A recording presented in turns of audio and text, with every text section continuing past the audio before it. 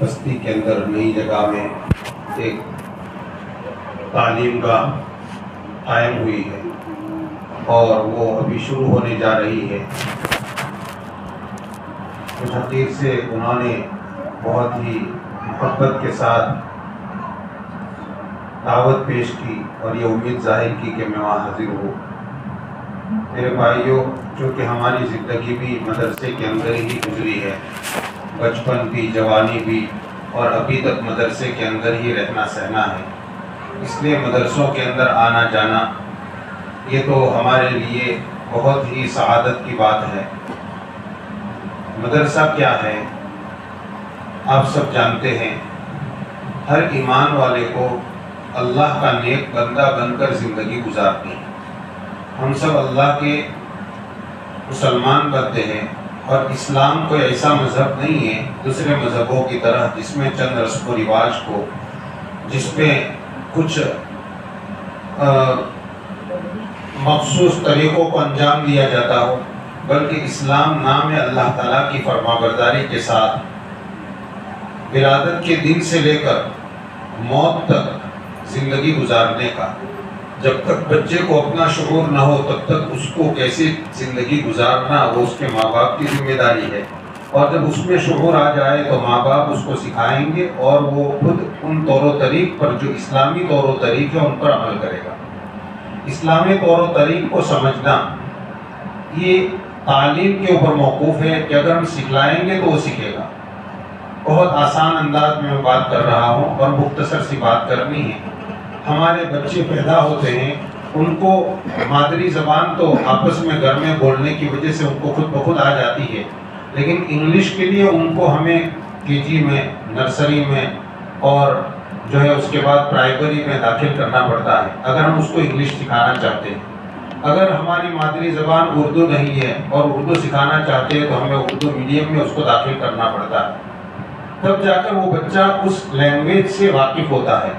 اور پھر دوسرے آرٹ اور فنون جو اسکول میں، کالج میں پڑھائے جاتے ہیں، بچہ پڑھتے پڑھتے کسی ایک لائن کے اندر وہ قابل ہوتا ہے اور اس میں گریجویشن حاصل کرتا ہے۔ یہ سب چیزیں سیکھ کر حاصل ہوتی ہے۔ اگر کسی بچے کے ماں باپ بہت اچھے ماہر ڈاکٹر ہیں، لیکن وہ اپنے بچے کے لیے گھر سے باہر نکلنے کو یا اپنے بچے کو کسی کے سامنے بٹھانے کو وہ جرم سمجھے اور یہ چاہیں کہ نہیں ہم بڑے ڈاکٹر ہیں، ہمارا بچہ ڈاکٹر بن ہی جائے گا اور اس کو ڈاکٹری گھر سے مل ہی جائے گی مفت میں، ان کا بچہ کبھی بھی ڈاکٹر نہیں بن سکتا ہے۔ اس بچے کو بھی ڈاکٹر بننے کے لیے وہی لائن اختیار کرنی پڑے گی جو اس کے ماں باپ جو ڈاکٹر ہیں انہوں نے جو لائن اختیار کی تھی، تب جا کر وہ اس لائن سے واقف ہوگا۔ اس کو بھی ان تمام مرحلوں سے گزرنا پڑے گا جن مرحلوں سے وہ گزرے ہیں، تب جا کر وہ ایک ڈاکٹر بنے گا۔ یہی حال انجینئر کا ہے، یہی حال جو ہے پروفیسر کا ہے، تمام کے لیے کچھ سیکھنا پڑتا ہے۔ لیکن افسوس کی بات یہ ہے کہ آج پوری دنیا کے حالات ایسے ہیں کہ ہم اپنے بچوں کو سب کچھ سکھاتے ہیں، لیکن نہیں سکھاتے تو ہم وہ چیز جو ہماری روح ہے، جو ہماری روح کی غذا ہے، جو ہمارے لیے، ہمارے اولاد کے لیے پانی، کھانے اور ہوا سے بھی زیادہ ضروری ہے، یعنی دین کا ضروری علم، وہ ہم اپنے اولاد کو نہیں سکھاتے۔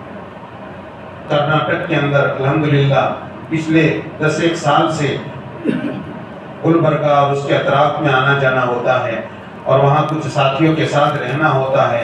یہاں کے بھی حالات کچھ ساتھیوں سے یہی سنے ہم نے، اطراف کے، دیہاتوں کے، کہ سب کچھ ہے، اپنے بچوں کی تعلیم کے پیچھے ماں باپ پورا خرچ کرتے ہیں، لیکن اسکول کی تعلیم کے پیچھے پورا خرچ کرتے ہیں۔ ہمیں جو ملتے تھے پوچھتے تھے، وہ کہہ رہے میں انجینئر بنوں گا ابھی 2 سال میں، وہ کہہ رہے کہ میں ڈاکٹر بننے جا رہا ہوں، وہ کہہ رہے میں ابھی ٹیچر بن جاؤں گا۔ یہ ہر ایک کے اندر بہت اچھا دینداری کے ساتھ آپ ڈاکٹر بنے، انجینئر بنے، آپ وکیل بنے، دینداری کے ساتھ آپ اچھے ٹیچر بنے، یہ خوبی کی بات ہے۔ یہ فنون ہے جو سیکھنے چاہیے، اسلام نے اس کے اوپر روک نہیں لگایا۔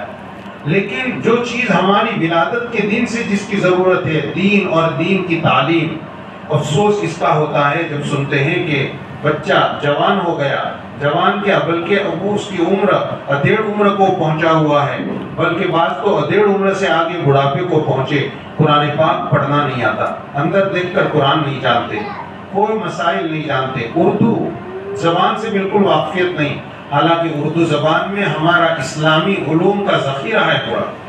ہمارے بزرگوں نے ہندوستان کے اندر جو اسلام کی خدمات کی ہے اس کی تشریحات کرنے میں انہوں نے اردو زبان کو استعمال کیا ہے۔ اردو زبان میں قرآن پاک کی تفسیریں لکھی ہے، اردو زبان میں حدیث شریف کی شروحات لکھی ہے، اردو زبان میں مسائل کی کتابیں لکھی ہیں، اردو زبان کے اندر ان کے ملفوظات ہیں، ان کی تقریریں ہیں، ان کے مواعظ ہیں۔ اب اگر ہم نے اردو نہیں سیکھا، اپنے اولاد کو نہیں سکھایا، تو پورے اسلامی لٹریچر سے ہم نے اپنے اولاد کو محروم رکھا۔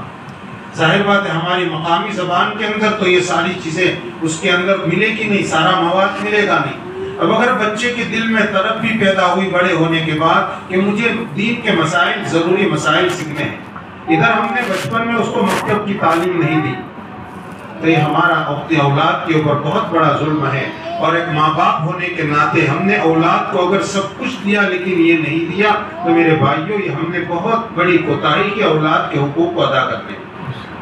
مفتی محمد شفیع صاحب رحمۃ اللہ علیہ کے پاس، مفتی محمد شفیع صاحب رحمۃ اللہ علیہ آپ جانتے ہیں ابھی موجودہ زمانے میں شیخ الاسلام مفتی تقی صاحب عثمانی دعوت برکاتہم کے والد محترم، بڑے جید عالم دین اور مفتی فقیہ محدث اور مفسر گزرے۔ حضرت کے پاس ایک صاحب آئے اور عرض کیا، مولانا صاحب الحمدللہ میرے اتنے لڑکے ہیں اور میں نے سب لڑکوں کو پڑھا لکھا کر ان کا کیریئر بنا دیا۔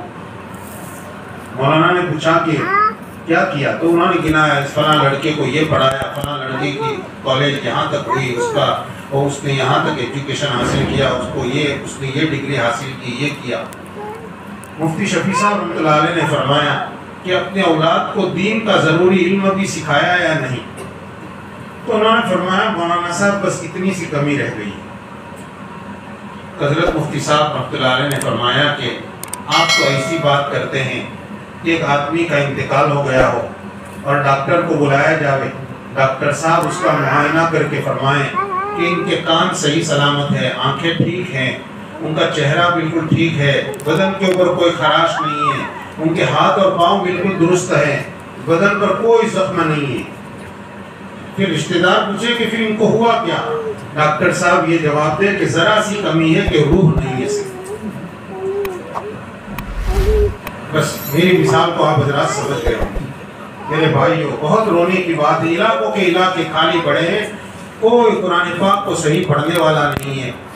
ایک امام صاحب بیچارے آئیں گے، ایک مولوی صاحب وہاں آ کر محنت کریں گے، لیکن لوگ اپنے بچوں کو بھیجیں گے ہی نہیں، وہ پڑھائیں گے کس کو؟ آج جن حضرات کے دل میں، جن مخلصین کے دل میں اللہ نے یہ ایک ادارہ قائم کرنے کی بات ڈالی، یوں سمجھیے کہ آپ کی بستی کو اللہ رب العزت نے کچھ دینا چاہا ہے۔ اب آپ حضرات کے اوپر ہے کہ ہم یہاں سے کچھ لیں، اپنے بچوں کو لیں۔ ہماری زندگیاں گزر رہی ہے، لیکن اپنے نونہالوں کو، جب بچے کی عمر 5 سال ہو جائے، معلوم نہیں آپ کا داخلہ کتنے سال سے ہوتا ہے؟ ابتدا میں 6 سال سے، کوئی پرائمری میں پہلی میں داخل ہوگا، وہ یہاں پر داخل ہوگا۔ 2 گھنٹے 3 گھنٹے کے لیے آپ اللہ کے واسطے اپنے بچوں کو بھیجیے۔ ہمارا بچہ مدرسے کے اندر آ کر بیٹھے گا۔ یہ دور نبوی کے اندر جو مدرسے قائم ہوئے تھے، دور نبوی میں مکی دور میں چھپ کر دار ارقم قائم ہوا تھا، پھر اس کے بعد مدینہ منورہ میں اصحاب صفہ کا مدرسہ تھا، صفہ نامی چبودرا، اور مسجد نبوی کی چٹائیاں، وہ ایک بہت بڑی درسگاہ تھی، سب سے عظیم درسگاہ۔ پھر سفر حضر میں حضور پاک صلی اللہ علیہ وسلم کے ساتھ صحابہ کرام ان پر چل رہے ہیں، ساتھ میں سورت سیکھ رہے ہیں، حدیثیں سیکھ رہے ہیں، آپ کی نصیحتیں سن رہے ہیں۔ اس طرح سے انہوں نے اسباق پڑھے ہیں۔ یہ اسی کی ایک نقل ہے میرے بھائیوں۔ ہمارے بچے اس روحانی مرکز میں 2 گھنٹے 3 گھنٹے کے لیے آئیں گے، پھر آپ اسکول پڑھائیں، ٹیوشن بھیجیں، سب کچھ کریں، کسی پر روک نہیں ہے، لیکن ضرور اپنے گھر میں جتنے بچے ہیں جن کی عمر 6 سال ہو جائے، لازم کر دیجئے کہ ہمارا بچہ جائے گا مدرسے میں، اور مدرسے میں جا کر استاد صاحب سے سبق لے گا۔ کریں گے نا انشاءاللہ؟ مدرسے میں آئے گا، یہاں آ کر صرف تعلیم نہیں، اس کو اردو زبان سکھائی جاتی ہے، سیرت پڑھائی جاتی ہے، ضروری مسائل پڑھائے جاتے ہیں جیسی اس کو عمر گزرتی ہے، اور سب سے بہتر چیز وہ قرآن پاک کی تعلیم اس کو دی جاتی ہے۔ قرآن پاک پڑھنا اس کو آتا ہے، وہ اس کو سکھایا جاتا ہے۔ پورا قرآن استاد سے وہ ناظرہ صحیح کرتا ہے استاد کے سامنے بیٹھ کر. اور یہ پورا قرآن صحابہ کرام نے حضور پاک صلی اللہ علیہ وسلم سے سیکھا تھا. حالانکہ وہ عربی تھے، عربی النسل تھے، ان کو عربی سیکھنے کی ضرورت نہیں تھی، لیکن قرآن چونکہ اللہ کا کلام ہے، اللہ کے کلام کے ساتھ ہم جتنا اپنائیت کا، محبت کا معاملہ کریں گے، اس قرآن کی برکات کو بچے گھر میں لے کر آئیں گے، اور ہمارے گھر اللہ تعالیٰ کے کلام کی اور دین کے علم کی برکت سے گھروں میں برکتیں آئے گی. آج گھروں میں سب چیزوں کے تذکرے ہیں، لیکن یہ دین کی تعلیم کے تذکرے آج ختم ہو گئے ہیں. ہم موبائل میں چند تقریروں کے سن لینے کو کافی نہ سمجھے. دین تو محنت سے آتا ہے، دین محنت سے لانا پڑتا ہے، سیکھنا پڑتا ہے. اس کے پیچھے ان مکاتب کو، یہ جو مکتب ہے، ان مکتبوں کے سلسلے کو قائم کرنے کے لیے ہمارے بزرگوں نے اس ہندوستان کی زمین کے اوپر کتنی قربانیاں دی ہے. بہت لمبی تاریخ بیان نہیں کرنی ہے، آج جو حضرات جانتے ہیں وہ جانتے ہیں. 1857 کے اندر پورے ہندوستان کے اندر ہندو مسلمانوں نے مل کر انگریزوں کو یہاں سے نکالنے کے لیے ایک جنگ لڑی تھی. اس جنگ میں ناکامی ملی تھی. ہمارے بڑے بڑے علماء اور مشائخ بھی اس جنگ میں شریک ہوئے تھے، لیکن ناکام ہونے کے بعد انگریز ظالم نے جو ان کے اوپر شکنجہ کسا تو اس نے کئی طرف سے حملے کیے. علماء کو پکڑ کر سولیوں پر چڑھایا، کتنے علماء کو جیلوں میں ڈالا، کتنے علماء کی گرفتاری کے وارنٹ چھوڑے گئے، اور کتنے مدارس اور مکاتب جو لوگوں کے چندوں سے چلتے تھے ان کو بند کر دیا، اور چندہ دینے والوں کے اور جو مدارس کی سرپرستی کرتے تھے ان لوگوں کی املاک کو ضبط کر لیا انگریزوں نے. ایک عرصہ ہوا کہ ہندوستان میں دین کی تعلیم کا سلسلہ ایک دم سے رک گیا.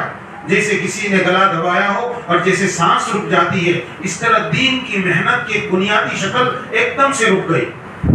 اس وقت حاجی امداد اللہ صاحب حاجر مکی، حضرت مولانا رشید احمد گنگوہی، حضرت مولانا محمد قاسم نانوتوی، شاہ رفیع الدین صاحب دیوبندی، ایسے بڑے بڑے اکابر اپنی اپنی جگہوں پر جہاں تھے. بعض تو چھپ کرتے کہ ظالم انگریز نے ان کے خلاف وارنٹ چھوڑے تھے، لیکن وہ رات رات پر اللہ کے سامنے روئے ہیں.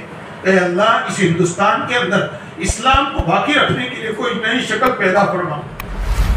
چھوٹے چھوٹے مدرسے تھے، ظالم نے ان کو بند کرا دیا. ان بزرگوں نے 9 سال اللہ کے سامنے پیشانیاں رگڑی. ان کے دل میں خیال آیا کہ ایسے مدرسے ہم کیوں قائم نہ کریں جن مدرسوں کی بنیاد بہت سادگی پر ہو، وہاں چٹائی پر بیٹھ کر پڑھایا جاتا ہو، اور اس مدرسے میں ہر غریب کا چندہ اس میں لیا جائے. امیر صاحب دے تو ان کا بھی لیا جائے، لیکن ایک آدمی کے خرچ پر اس کو موقوف نہ رکھے. تو اس طرح کی بندوں نے مل کر مشورہ کیا، اور انہوں نے 1866 کے اندر دیوبند کے مسجد کے ایک درخت کے نیچے بیٹھ کر، بھی وہاں کوئی مدرسہ نہیں تھا، کوئی کمرہ نہیں تھا، ایک مسجد ہے چھوٹی سی، آج بھی وہ مسجد ہے، اور اس کی صحن میں ایک چھوٹا سا درخت تھا. اس کے سائے میں بیٹھ کر ایک استاد ملا محمود نے ایک طالب علم محمود الحسن کو سبق پڑھایا، اور اس کے بعد دعا ہوئی.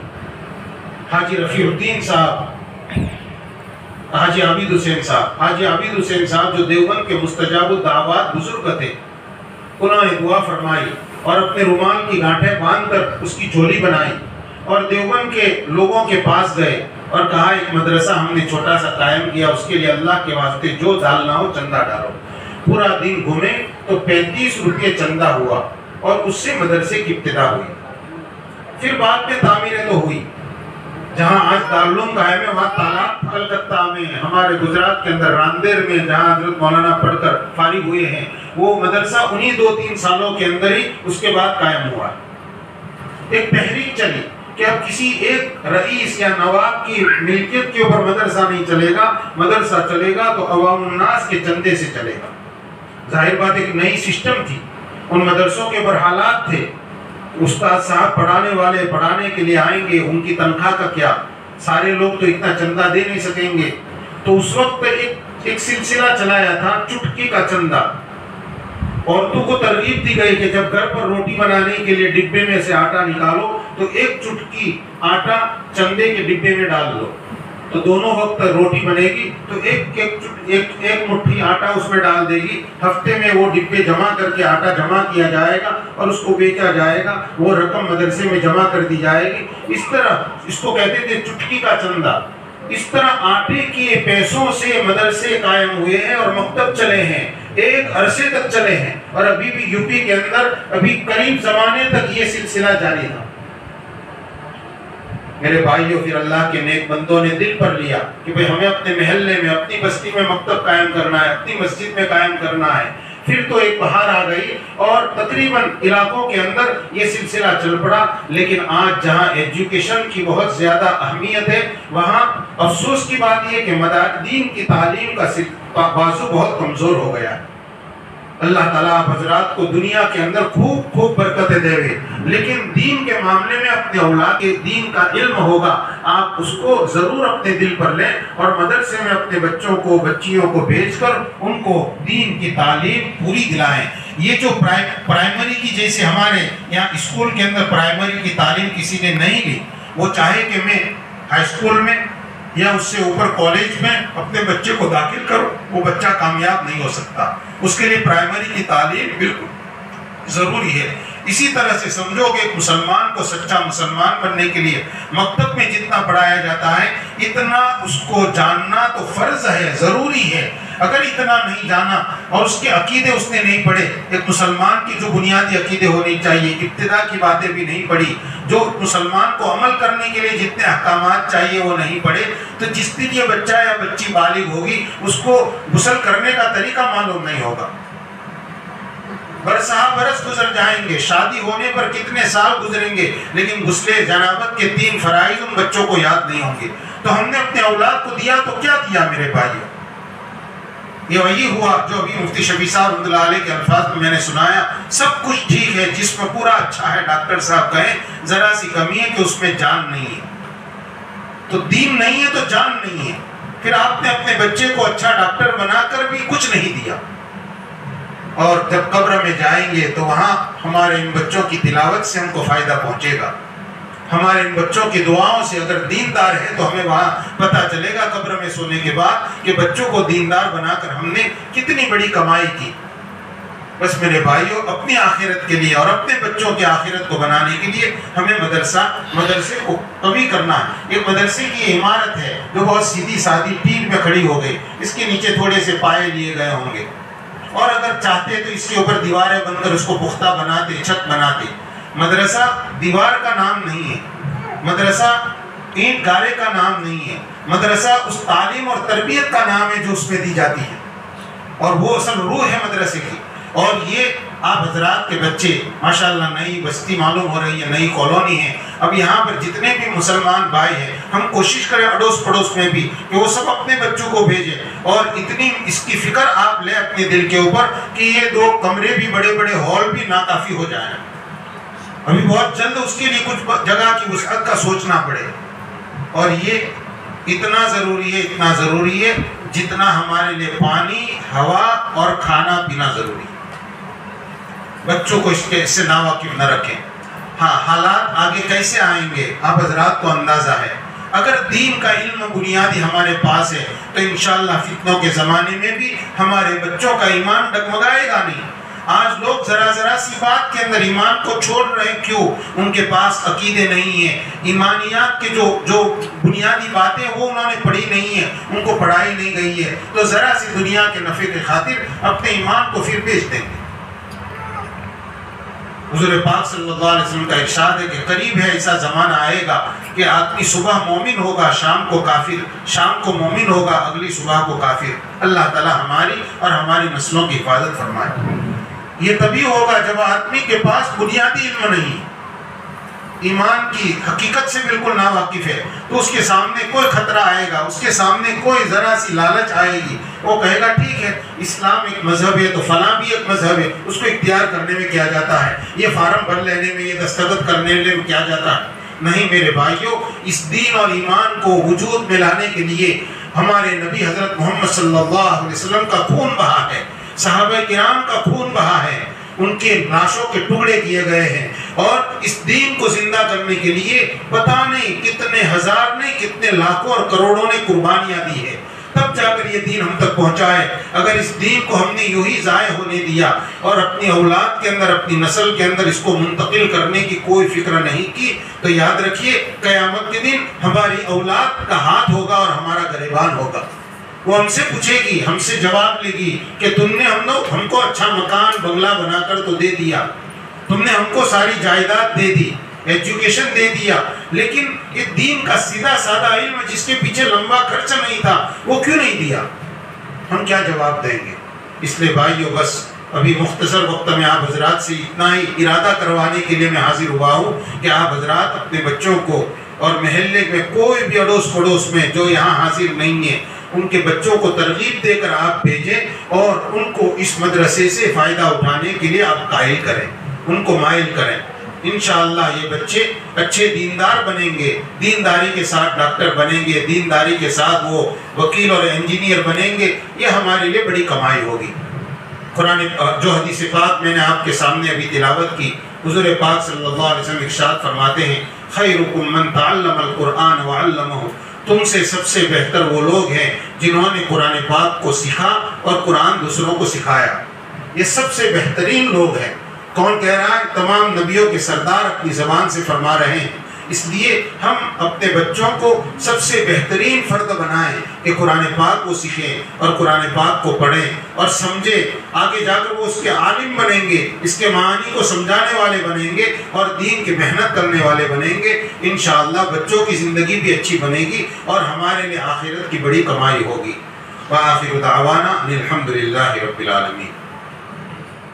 کوتاہیوں کو معاف فرما اے ارحم الراحمین، یا ذا الجلال والاکرام، یا حی یا قیوم، یا حی یا قیوم۔ اس مدرسے کو اپنی بارگاہ میں قبولیت نصیب فرما۔ یا اللہ اس مدرسے کی بنیاد میں جس نے جتنا حصہ لیا ہے اے اللہ اپنے ہاں اس کو قبول فرما۔ یا اللہ ہمیشہ کے لیے اس کے اجر کو ثابت فرما۔ یا اللہ اس مدرسے کو ظاہری اور باطنی دونوں اعتبار سے یا اللہ کامیابی نصیب فرما۔ یا اللہ اس مدرسے میں پڑھنے والوں کو علم دین کی حقیقت سے مالا مال فرما۔ اس مدرسے میں پڑھنے اور پڑھانے والوں کو، اس مدرسے میں کے چلانے میں بنانے میں تعاون کرنے والوں کو یا اللہ اپنے ہاں قبول فرما، ان کی خدمات کو قبول فرما۔ یا اللہ اس مدرسے میں داخل ہو کر پڑھنے والوں کو، بچوں اور بچیوں کو اپنے دین کے علم کے لیے اور اعلیٰ تعلیم کے لیے قبول فرما۔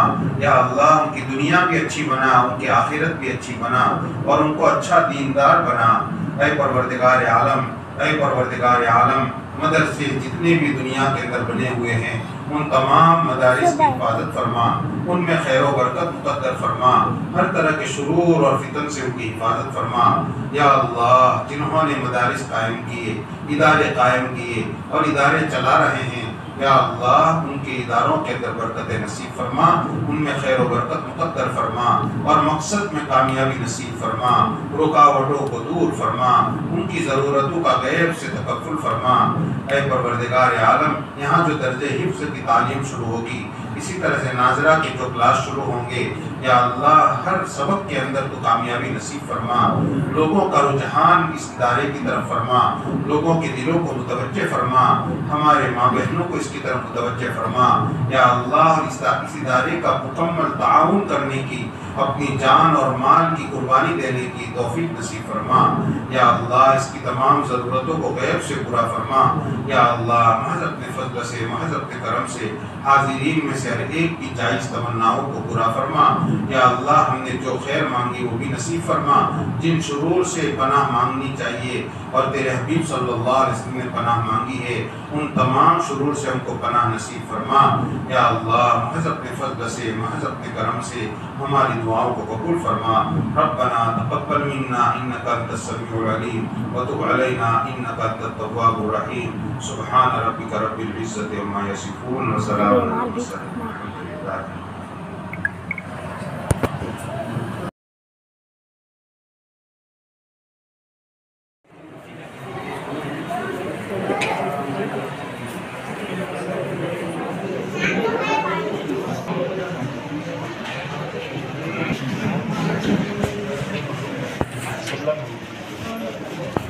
फोटो निकालने को बोले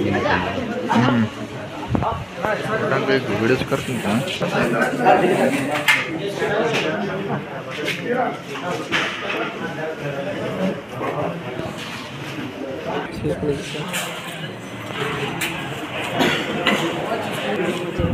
नीचे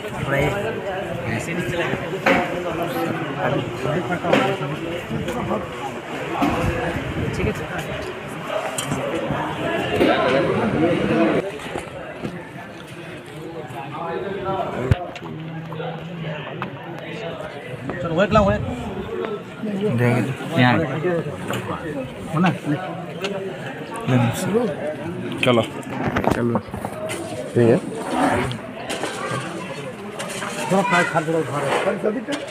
अच्छा जी इधर एक मिनट तो तुम्हें 3 मिनट पकड़ के हाथ रखो तो बिस्मिल्लाह उससे नहीं खाएंगे भैया था क्या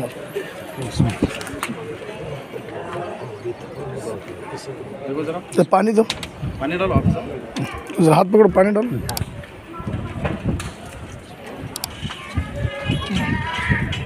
उधर मोटर चालू करो चुप कर लेना फिलहाल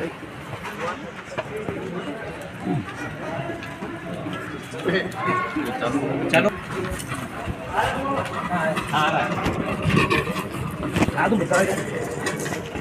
ये गाड़ी वाला क्या बोला गाड़ी वाला हाफिज हमजा